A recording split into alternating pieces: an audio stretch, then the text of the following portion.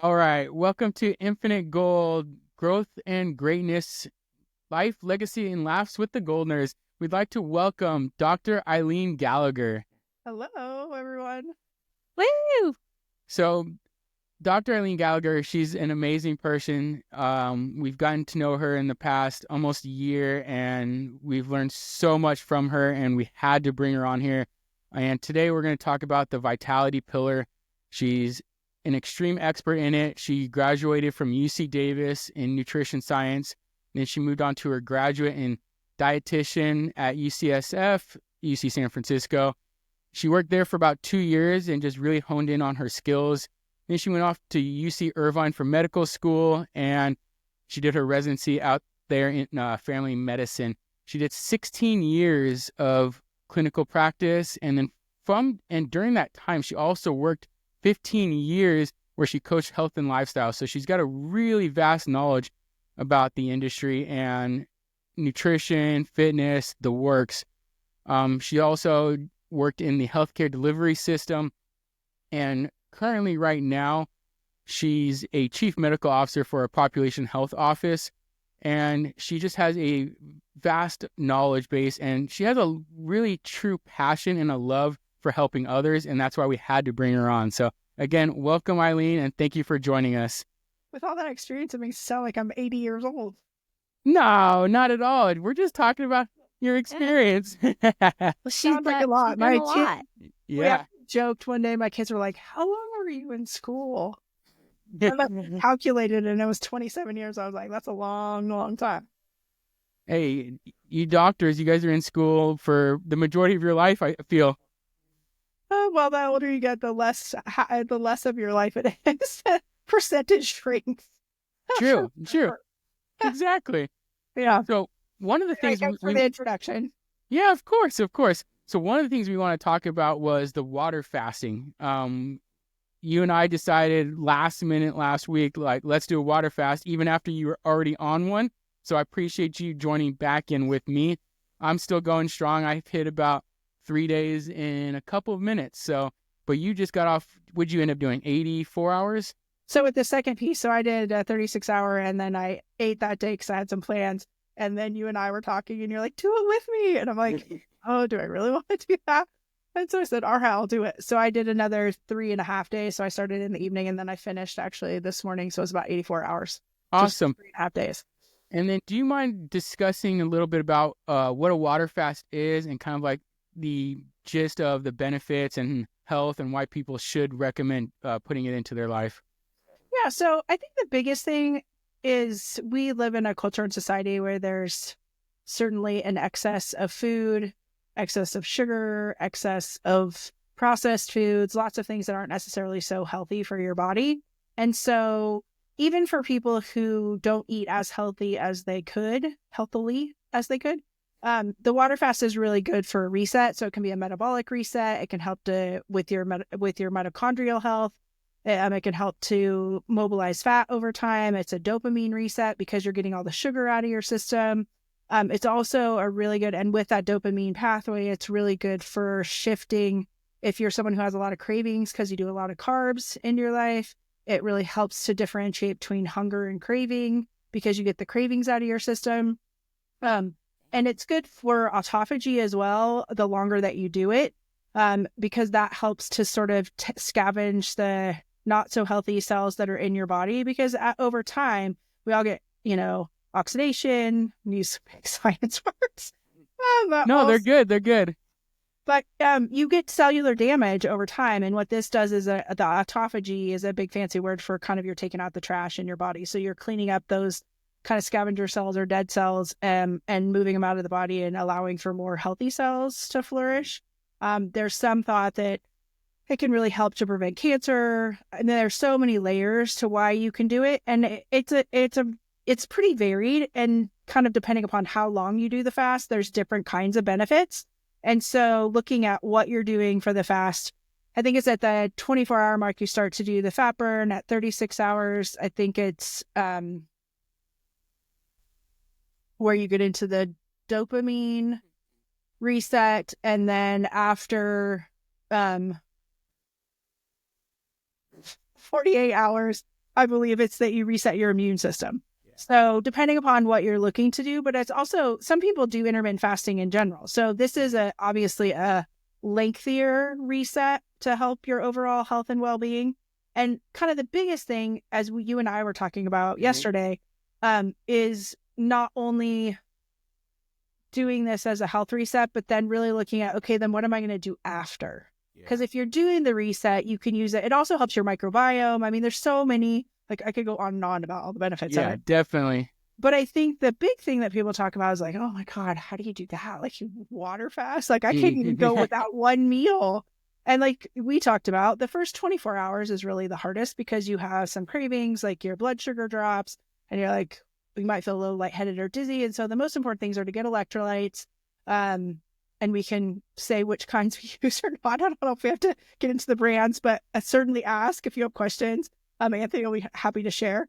But I think getting electrolytes, hydrating well, drinking tea, not with honey, but just plain tea. You can do bouillon I made that mistake if you really need to, or salted water, like you do the Celtic salt and just water. But there's different ways that you can hydrate to keep your kind of water inside your bloodstream so that you don't feel that lightheaded or dizzy feeling when you're water fasting. But you don't want to do it for too long. Once you get past about 5 days, then it's better to be medically supervised. So the 24-hour or 36-hour or 72-hour, even up to like 5 days is fine, especially for someone who's healthy. But if you have medical conditions or if you're going to do more of an extended fast, and there's great books, and I don't know if you want to post them kind of after we're done. Yeah, no, we'll definitely do that. There's Fast This Way by Dave Asprey, which is really good. And it talks about fasting for both men and women. There's, I can't remember the name of it, but it's by Jason Fung. It's, I think, the Guide to Fasting. Okay, yes. Guide to Fasting, I think you posted that one, yes. I think it's the Complete Guide to Fasting, yeah. And then the last one is Mindy Pelz, and it's Fast Like a Girl. And so that goes over a lot more of the hormonal changes that women have and when it's best in your cycle and all of that. And so you can get into the details of when it is best for you. And so I think those are really helpful to augment if you're going to do a fast, to really look at how do I do this smartly? And then I think the big thing is once you've done the fast, like how do you come off of it and actually optimize? You've done this really healthy reset. A bag of Doritos and a Coke is not your fasting meal. But it sounds so good when you get off the fast. Actually, it doesn't, because you feel super clean and you're like, I don't want to mess it up. Yep. And so doing, non-refined carbs. So like today when I went off the fast, I had eggs and sweet potatoes and avocado and then a coffee with some cream in it. And so doing healthy fat, good protein. Oh, her meal looked delicious. She sent me the meal and I was like, I started drooling. I was like, I still got more time, but it looked amazing. I said, when you're on the fast, you don't talk about the fast. And then I send you a picture of food. Really nice of me. Yep. It works out. It's okay. But I think the other piece, which we've talked about, is also doing it in community. So doing a fast can be challenging. And so if you have someone to text or to call or be in a group to be like, okay, I'm really struggling today, or, oh, I tried this new thing and it's really working. Like, the other big thing is you don't want to do a lot of exercise when you're on the fast. Because you don't have glycogen stores. After the first 12 to 24 hours, most of your glycogen stores are gone, which for those of you who don't know, that's how you store glucose in your muscles and in your liver to supply your body with glucose for periods of time when you don't eat. And you exhaust all of those. And so then you don't have a lot of reserve. And then that's why your body starts to use the fat cells or the fat storage to provide energy to burn. And that's how you get into ketosis. So for people who've done keto, it feels a little bit like that. So the first 12 to 24 hours, you're like, okay, I'm a little bit hungry. Yes. No, I was starving. And especially because you're pretty active too. Yeah. And, planning it around when you don't have as crazy of a schedule, when you're not as physically active, when you don't have, if you have any kind of physical activity thing where you're going on a bike ride or a long run or anything, that you do not want to fast during that time. There's something else I was going to say kind of related to that. I don't remember. Anyway, but there's times to do it and times not to do it. But having the support of a community to kind of talk through, okay, this is where I'm struggling. And then having someone say, oh, did you try this? Or did you try this? Or, one night I was like, okay, I'm starting to feel a little hungry. I'm just going to go to bed earlier. So getting a little extra rest during that time isn't a bad idea. And it allows your body to continue to heal during the sleep time. Yeah, it's been very instrumental in speaking with you and going back and forth and bouncing ideas off of each other because, yeah, like I've already done a couple of these now, but every single time I feel like I learned something new and my body transitions and changes a little bit more. And I feel like I'm getting more out of it every single time. Oh, So that whole community base has been amazing because of it. yeah. The other thing I was going to say is as you like get the carbs out of your system and you lose the glycogen stores and you get into a more ketonic state, typically people tend to feel really good. Their energy level is good. And they kind of have this place of focus or clarity that when you have a lot of carbs in your system, you tend to be a little more sluggish. And so there's clarity because you're getting the carbs out of your system and because you're burning more like fat for your energy. And so people do notice a big difference that they're like, oh, I feel cleaner. I feel, my energy's good. And that can only last so long. I mean, you still will have moments where you feel hungry, but in general, the focus and clarity is actually really significantly improved, getting a lot of the not so good stuff out of your diet. Yeah. Oh, so is that why when we have that big Chinese meal and then we just feel so bogged down afterwards, it's all those carbs and everything else that we put into our body? But my parents everything too, depending on where you eat for Chinese food. A lot of times they put MSG or other preservatives in it, which make people not feel so good. People that are prone to migraine headaches, MSG can be really devastating for them. And so it just depends. And also if they're having, which, you and I have had lots of conversations about this, but the quality of the food that you're eating. And a lot of restaurants, when you eat out, I mean, I think it's kind of a little bit you feel not that good, not just with Chinese food, but kind of with any time you eat out. Yeah. Because most restaurants aren't doing grass-fed beef. They're not doing pasture-raised chickens. And especially, I mean, it's gotten to be super expensive to get cleaner food. And so you have to prioritize which things that you get that are cleaner.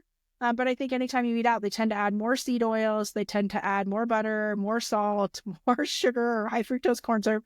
So when you're eating out, the quality of the food isn't as high as what you can do when you're preparing your own food at home. Yeah. No, I was just going to agree with that. And I remember when we went out for one of our dates during Project 33 Extreme, and we went to a really nice restaurant. We're like, okay, it shouldn't be any problem. I don't believe that they're going to really cook with seed oils. Well, we were like, oh, can you not, like, what kind of oil do you guys use? And we're like, we have a severe allergy to that.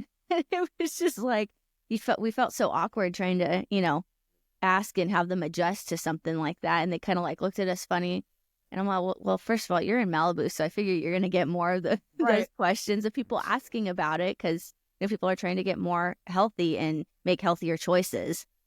Yeah, and it's typically like canola oil or sunflower oil, peanut oil. Anyway, but yeah, it's easier to know what's going into your food when you cook it from scratch at home. And with, young families, a lot of times when you're super busy, it's nice to be able to get something to go.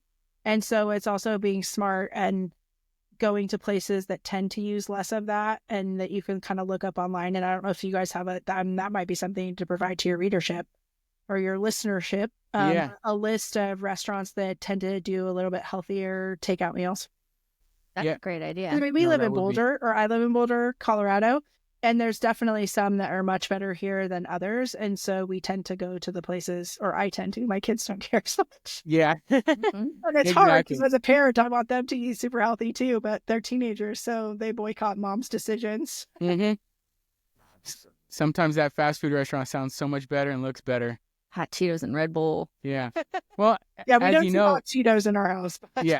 As you know what they put inside the food, that's why we start to crave it and we want it more and more because of what's put into it. I mean, they're a business. There's a reason why drugs. They make so much money. Yeah.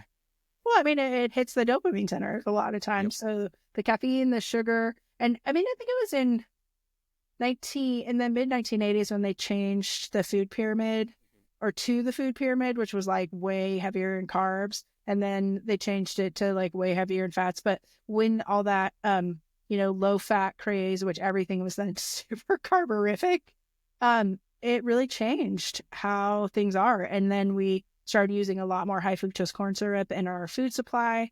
And I don't want to get all political, but like there's a lot of stuff in the government right now where there's food subsidies. And so it's cheaper to put corn and corn syrup into things than to actually use like real sugar, which I'm not saying sugar is great either, but at least it's more pure than the high fructose corn syrup, which is manufactured a lot of times GMO with corn. that's used for it. And it's just cheaper, but it's not really healthy for you. And it tends to be more addictive. And they add more salt and more fat and more sugar. And that's how they get you to then get addicted to things or crave things. So the fast helps to flush all that out of your system. It does. Which is why then it's really important, as it's not, vital, but it's good if you can then stay on a much cleaner diet afterwards. And like the longer fasts, like we've talked about for, doing a 3 to 5 day fast, probably doing that like once a quarter or a couple times a year. Like you don't want to do it all the time. But some people do. And we were talking a little bit about the intermittent fasting. With the intermittent fasting, you can do, some people do like a 16-hour window of fasting and then 8 hours where you're eating. And they use it for weight loss or kind of cleaning things up in their diet as well. And just kind of making some metabolic shifts. It's easier for men than it is for women, especially if they're cycling. And then Mindy Peltz's book talks about that. And kind of for women, you have to trick it a little bit. So you could do OMAD, which is 1 meal a day. You can do the 16-8, you can do 24, so you're 28 hours off, and then 4 hours eating window. So you would do like lunch and dinner or breakfast and lunch, depending on how you want to do it. Or you can do the 1 meal a day, and then you could do the 24 to 36 hour fast. So you kind of fluctuate it. But you have to kind of go what works for your schedule, what works for your lifestyle, and how you feel. I think, so we had someone that was doing the fast with us, and she was like, oh, at 48 hours, I threw up. I felt really sick. Like my body felt super weak. No. And I was like, she goes, so I feel really bad because we had talked about what to eat when you come off. And she's like, I had some avocado and some eggs. I was like, sweet. I'm like, listen to your body. Like there's different times when you're going to be in a place where it serves you well. And if it's not serving you, don't do it. I mean, we want to go to the final percent of things, but not if it's at your own detriment. Like you need to take care of yourself. And with health and well-being, like you're the expert of your body. And so really listening when your body says, not so good, people. And so she felt great the next day after doing a 48-hour fast. And it was the longest she'd done, or it was double the one she'd done before. And I was like, give yourself lots of credit and, you'll try another time. But right now your body said 48 hours is enough. Thanks. Yep. But I think that's the most important thing is listening to your body. Agreed. I wish I would have said that out loud the first time I did a fast. Right after I had Lainey, when we were getting ready to start 75 hard, we were doing a 3-day fast. And I think I almost made it a full 2 days, but I was still newly-ish postpartum with Lainey because we started in January. Yeah. Or did we start? It was in January. Okay, so we started in January. I had Lainey early October, so I was a few months postpartum, and I had just got off of nursing. And so starting that, doing no caffeine, no food, and postpartum, I'm like, what was I thinking? I'm like, Combination. He is like, babe, you got this. So I was like, not do you really. want me to bite your head off? Do you want me to rip the roof off this house? Like, I got angry. The emotions and the hormones really hit me hard on top of that. And at the time, I think my mindset was not as great as it is now. In fact, I know it wasn't as great, because the shifts. But yeah, no, I went straight into eating after that. I couldn't wait. I was like, nope, you know what? Go you. I will root for you from the sidelines, but I cannot. I'm done. Hey, but I'm done. Yeah, exactly. I'm done. I support you, but I'm done. I think that's why community is super helpful too. Like, don't shame yourself. It's a lot. You have to give a lot of grace. And if it's something that's new and doesn't feel comfortable, you do the best you can, and then you try again. And I don't like the word try, actually, because there's, the whole Yoda, it's do or do not. Yeah, like do or do not. You learn from your experience, so then you can enhance and do things better. Like sometimes it's better prep. But I think, Anthony and I were talking yesterday about, and it's one of the things that's most important for women, is our hormones are made from carbohydrates. And so if you're in kind of an already off hormonal place, which is why Mindy Peltz wrote the book about women like fasting like a girl, because it's different. We're not just smaller men. Like our hormones are different, our bodies and physiology are different. And so it's important to really listen to your body. And that's why carbs are important, but you just don't want to do simple carbs, so lots of sugars and lots of really sweet things, but you want to do complex carbs. So doing things like sweet potato, berries, things that are healthier for you. for the carb sources. Like, I'm not a no carb keto person in general, because I think it can work well for people short term, but long term it's not really sustainable. Yeah. But I think everybody's different. Like, you have to figure out something that you'll do that you like. Because some people want to do vegan, some people want to do paleo, some people want to do keto. So, I mean, some people do carnivore, some people want to do Mediterranean, and they're all fine, but it's a matter of what works in your lifestyle. What are you going to do consistently, and what are you going to follow, and what can you do well for yourself? And so I think the more important thing is finding something that resonates with you than being an absolutist and doing it because somebody told you to. Right. No, I agree with that. And I think that's something that we've talked with our friends before when they've come to us for like health and fitness advice. And we're like, well, everybody's different and you have to do what works for you, because if it doesn't work for you, you're not going to be as interested in it, and you're not going to care. You're not going to give it your best. And then you're not going to get the results that you want because you're not enjoying the process. Right. Absolutely true. So, question for you, since we're on this health and wellness sphere of things, what are some misconceptions, or like what do you think are like kind of like the biggest misconceptions that you hear nowadays, especially with, you mentioned it, with the quote unquote like political shift, or with things changing and people are becoming a little bit more aware of what we are eating and drinking? Do you still see, or what do you think is like the biggest misconception in everything? That's a tough question. I mean, there's a lot of variance around things, but I don't know if I would say it's a misconception, but I would say the biggest challenge is really our food supply. Like, I think it's important to be really discerning about where you get your food and what kind of food you get, to read labels. Like, for me, the most important thing is to really do whole foods, or things that you know what the ingredients are. So if you have processed food, you want to look at the ingredients on the package. If it has like 30 ingredients and you can't pronounce half of them, probably best to just... Yes. That's always my biggest one. It's like, I don't even know what these words mean. Well, it probably means there's tons of preservatives. And so a good tip for that, which most people, not everybody knows, but I feel like people should know this, but a lot of people don't know. Yeah. And I don't like the word should either. It's a shame word. Bill. Yeah, let's hear it. Yeah. If you go to the grocery store, you want to shop the perimeter, because the perimeter is fruits and vegetables, dairy, meat. And so you're avoiding all the processed stuff that's in there. Like, now if you need to go get olive oil and you need some mustard and you need like whatever, like there's certain things that are going to be in those middle aisles. But if you go up and down the middle aisles, like most of them are processed food.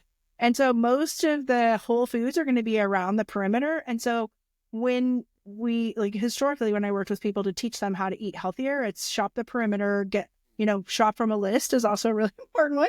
So that don't shop when you're hungry. Like, have a snack ready to go to the grocery store. That's this guy. If I go to Costco while hungry, the bill is going to be high. It's going to be up there. And some of the things you choose aren't going to be as healthy. You're going to choose things that are starchier or have sugar.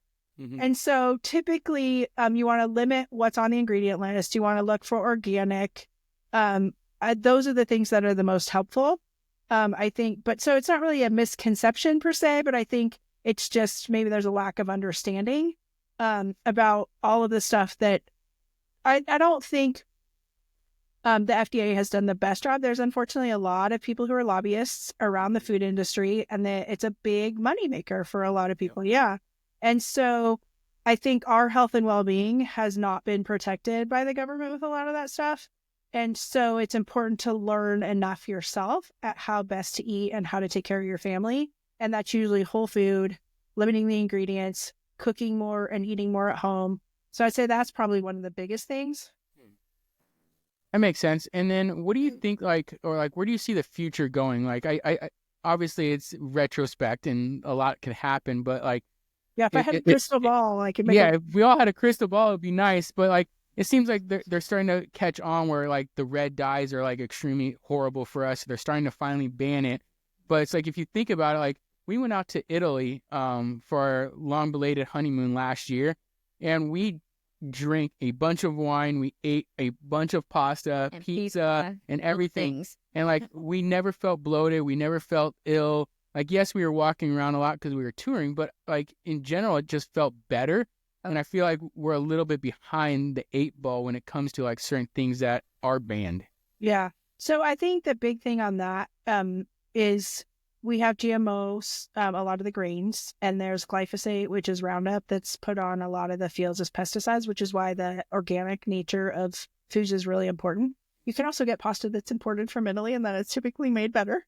And you can get organic Italian pasta. But I think that's one of the big things is in Europe, they have been more careful about what they let into their food supply. And because of, the lobbyists and some of the laws we have in the US, there hasn't been as much protection. But I think people are starting to catch on. And I think, that's one of the things that the government right now is looking at, like, how do we overhaul a lot of this? And I think also with the pasture-raised meats and grass-fed meat and then pasture-raised chickens and eggs, I think people are starting to learn and then doing regenerative farming rather than traditional commercial farming so that we replete the soil. I mean, there's a ton of books you can read about. Probably the easiest read, and then with some health benefits as well. I can't remember the name of the book, something with food in the title, but it's Mark Hyman.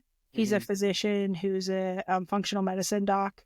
And does a lot around regenerative farming, but it's, our soil, like the food that we eat, even if it's grown in our soil, most of it's not as nutritious unless it comes from a regenerative farm, just in terms of the minerals that you get from it. The soil is different than, 20, 30, 40 years ago. And so I think that's something that a lot of people are really looking at is how do we overhaul our production systems for food? And I mean, we're one of the countries that has the best access to food, but the food we have access to is really sugary, high in fat, high in salt. And so I think people are starting to understand, but I think as a culture, we have to demand healthier, cleaner food. And so my hope, I wish I had a crystal ball that said, yes, that's what's going to happen. My hope is that there will be better farming practices and that we'll get back to more regenerative farms and whole foods and better organic sources. But it does cost more for the farmers. I mean, actually it doesn't cost a lot more, but it costs more in the stores because there's a limited amount of organic and regenerative farms because they have to jump through a lot of hoops to be qualified as or certified as organic. But I think that would be my biggest hope for the future is that there's enough voices from our culture / population to say, hey, we want better. We want better for us and we want better for our kids. Yeah. Well, we deserve better. Yes. We deserve better. Our kids live will longer, do, but we do too. lives. Yep. Well, and if you look at kind of overall as a healthcare provider or as a doc for many years and having been a dietitian before and then doing health coaching and then doing population health stuff now, I think we're behind the 8 ball if we don't work on making changes. And kind of, I feel like a lot of our healthcare delivery system these days is actually a sick care delivery system. And the way that we actually help people be healthy is we reduce inflammation, we promote health, we give people the right building blocks for their nutrition and wellness. We get people to be more active. I think, getting into another controversial topic, but screen time is incredibly high. Cool. People have a ton of stress. People aren't sleeping as well. I mean, I feel like 50 to 70% of medical conditions could get better if people could just sleep. Oh, 100%. I feel that. Oh my God. All the hours that I work, when I actually sleep, it's night get restored. And it allows your body to heal itself. And so I think there's so many layers to it. But I think, it's a multi-billion-dollar industry, the wellness industry.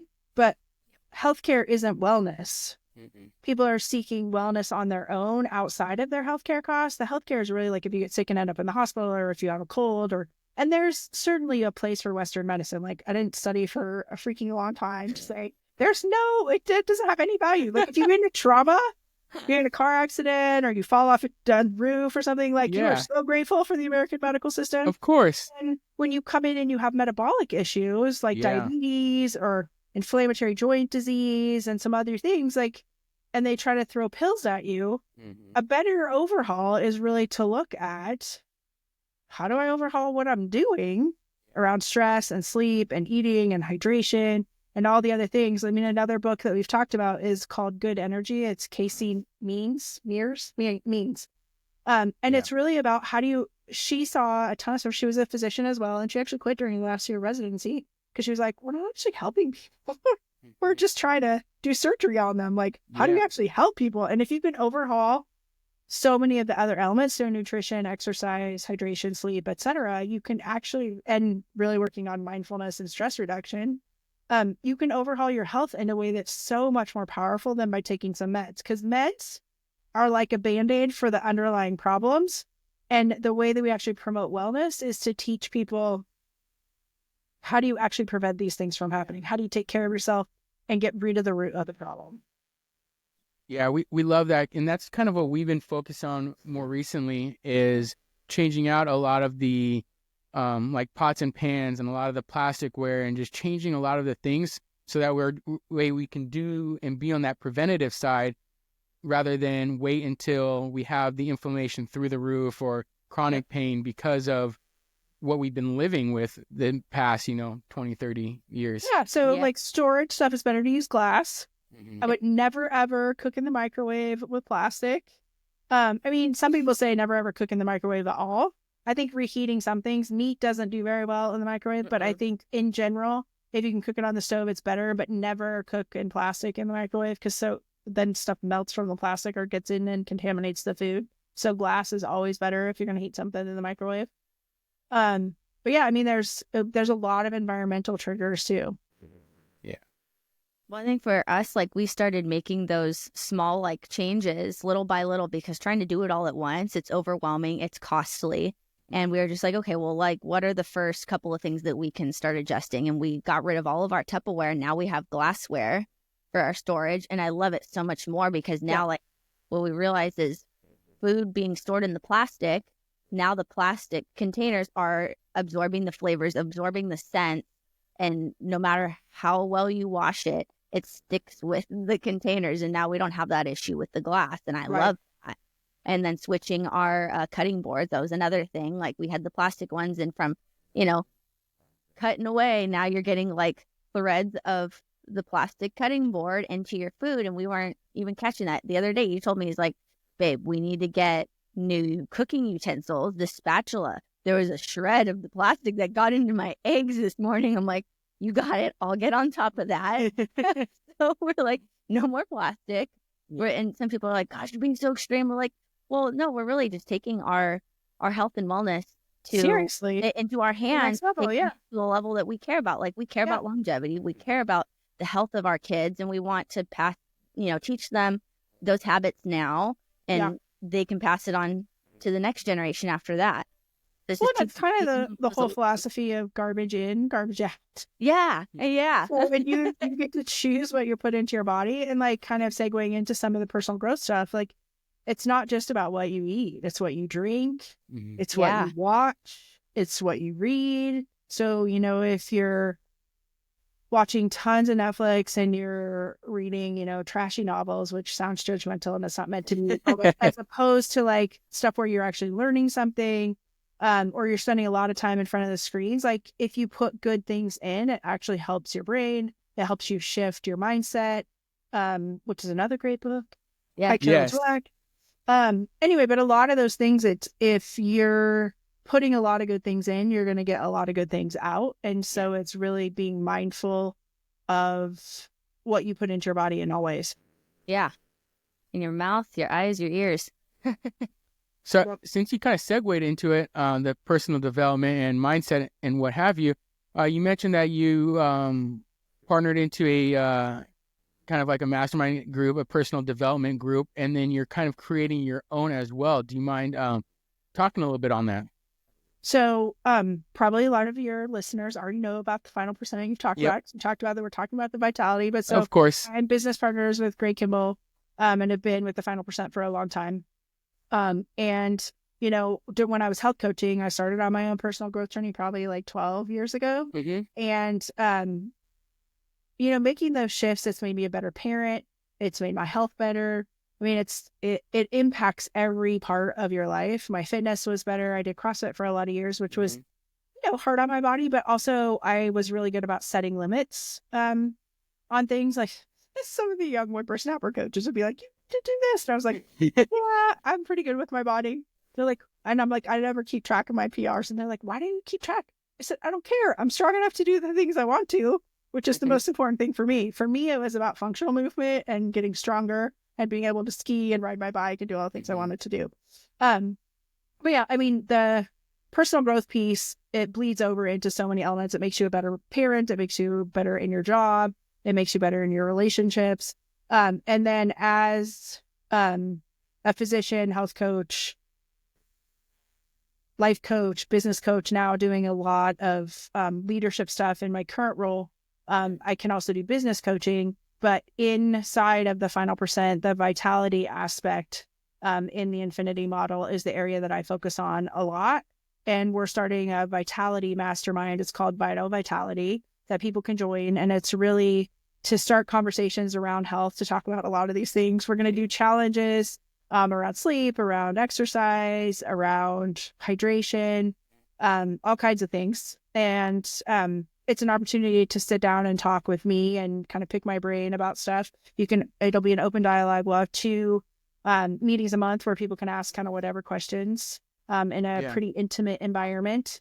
And then I'll do consultations with people too on the side if people are interested in talking about stuff kind of more personal or offline, where they'll have to do it in a group. But we're excited about it. It's going to be super fun to really share a lot of years of knowledge. I mean, during COVID too, I did a lot of stuff around biohacking and functional medicine. And so I'm not a Western medicine only approach, as you can tell from the conversations. Yeah. But really it's looking at, doing cold plunges, doing heat therapy and red light therapy, like doing all kinds of things that it's not just one thing, doing meditation. I have a biomat. There's so many, doing sound baths. There's so many things that you can do to improve your overall health and well-being that aren't standard. And I think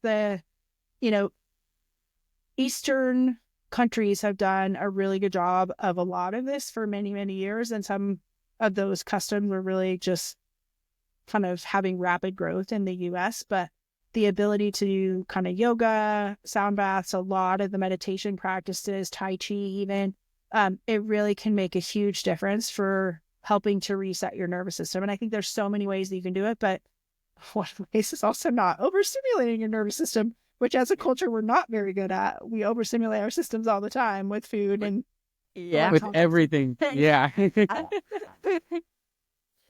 Yeah, some of the things, I mean, we've already talked about it, that we've transitioned to is like on the floor right below our desk is we have a grounding mat, and then we got a grounding mat for our bed, and just those little things that you may not realize that they're actually making a huge difference. And I love that aspect of it with the mastermind where you're able to talk about the vast knowledge of, you want to talk about Western medicine, like do you have certain ailments that you do need it? You can totally touch into that. But then we can also talk about the biohacking and the various trends that are out there, and we can like pick your brain and be like, is this actually good for us? Is this not? Like, is this going to work out? Like, is this just one of those trendy things? Like, that's what I loved about, speaking with you and talking with you on the side, as well as we can really dive into the areas that are going to benefit us without trying to do everything all at once. Like, so you're telling me I need to go get a sauna right now, jump in the sauna for 30 minutes, and I just got to jump into the cold plunge, and I got to do the cold plunge for 20 minutes. It's like, there's a lot going on here.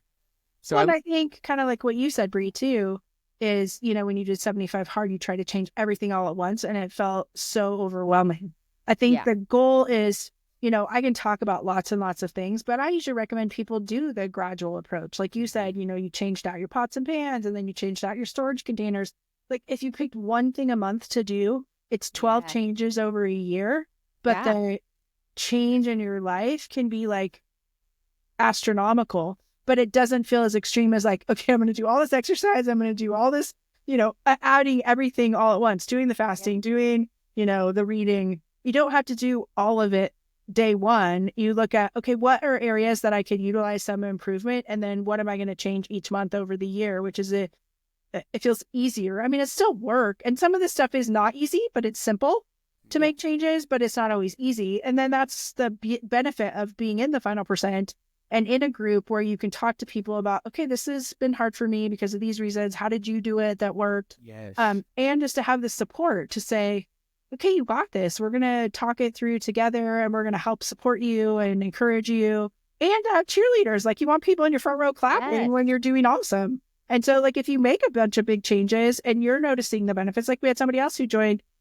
the fast, and she did 40 hours, and she'd never done one before. And she was like, I feel great today. I'm so proud of myself. Like, and then she got on the scale, and it was the lowest she'd been in a long time. Right. So she was like on cloud 9 yesterday. And she was like, at the beginning, she's like, I don't think I could do this. Well, maybe I'll try. And then at the end, she was like, oh my God, I'm going to do it next month when you guys finish. It was huge. I felt so proud of her too. Like I was Totally. extremely excited. I was like, this is why you have the mastermind that you have. Yep. This is why we have the community, like for Yep. this to happen. And this is what we try to push for other people is like, hey, find those people, whether it's us, whether it's you or somebody else, like find those people that are going to push you to that next level. And sometimes it's just exposure. Like you just don't know, and you don't know what you don't know. Mm-hmm. Yeah. And so having people introduce you to things, you'll be like, oh, that feels like something I would really like. Ooh, I am not doing that. Yeah. And that's okay, because everybody has different likes, desires, needs, whatever. And so it's finding things that can enhance and implement good change in your own life, but it's something that you'll actually do. And then one thing that I was thinking about when we were talking about some of this other stuff, and we're not going to have a lot of time to talk about it, but I think it's important to point out as a Western medicine doc who really looks at things from a more holistic perspective. One of the things I think that causes a lot of challenges around people's health is trauma from their childhood. And I think people don't understand how much that impacts their overall health and well-being. And I'm not saying you need to go on meds for it, but like you need to talk it through and process. Because I think a lot of retained trauma is what causes a lot of the autoimmune disorders, a lot of the inflammation. And I don't think enough Western medicine doctors talk about it. We talk about here's a pill to make this better, and oh, change your diet, and oh, get some exercise. But if you actually look at how many people are suffering from challenges from when they were young, and even if you just ask and let people have the opportunity to talk it through, it can be life-changing for them, because you'll be the first person who's asked and supported them through that. So a lot of times when people are having a lot of health issues, one of the things to really look at or address either with the therapist or with their own physician is to really talk about, like, here's some stuff that happened to me. I need to get some support and help around this. And it's amazing how much even just processing through some stuff that's happened can actually make a huge difference in their overall health and well-being. Yeah. Well, I think just for them to actually voice it rather than just keeping it all bottled up and keeping it compartmentalized. Yep. The fact that they get to say it out loud and realize, oh, crap, these are the issues that I am actually dealing with, and they're affecting other areas of my life. Like, help me figure this out. Yeah. And then to get the support to work through it. I think that's a big part of it, that they're not holding on to it by themselves. Yes. So they're not in it alone. Yep. Totally. So curious, as we wrap up here, what are your long-term goals, whether or not in the medical field, whether or not as a natural healer? Like, where do you see, and what are your like long-term goals? Well, getting my kids off to college, one went away this year, and my daughter gets a year and a half. So Almost there. Successfully raising my kids. But I think in terms of like more professional goals, and personal goals, I mean, the final percent has been such a big part of my life the last 5 to 10 years, to really work on helping to get personal growth into the hands of everyone. Yes. And to really be a voice of truth, but also a voice of reason around health and wellness. Like, I like that. That's being good. extreme about it, and really helping people figure out, what in my life do I actually need to change to get better? Or what am I willing That's good right there. What are you willing? Yeah, to get better? Because I can tell people, like, I'm not when I was in clinical practice, I was never a paternalistic type doctor where I would say, this is what you have to do, and here's the pill, or here's the script. I'd be like, well, here's the 3 things you could do. What do you think? And sometimes they'd be like, well, can you just tell me? Like, well, but you're going to buy in a lot better if it's something you're willing to do or something you're interested in doing. And so for me, my approach has always been like, what are you willing to do? And how do I best help and support you to do that well? That's awesome. I like that approach. Yeah. I think more people need to have doctors like you, and need to have more people in their life like you, where they're giving them some options like, hey, like what is going to help you? Yeah. I'll help guide you from there. Yeah. That's awesome. And then lastly, where do you see yourself in 10 years? Physically, like, where am I living? Hey, all of the above. It could be anything. Are you gonna be on a beach in Hawaii? I don't know. Like, I don't even know. It's so interesting to think about because, looking back at my life 10 years ago, things are very different now than I would have imagined. Certainly, my kids will be grown and I might have grandbabies. That feels a little crazy. It's possible. Yeah, a new love in my life. Yeah. Second home on a beach. Oof. I don't love know. that idea. Yeah. Lots of skiing. Lots of travel. I mean, I think a big thing for me is travel because I love meeting new people, learning about new places.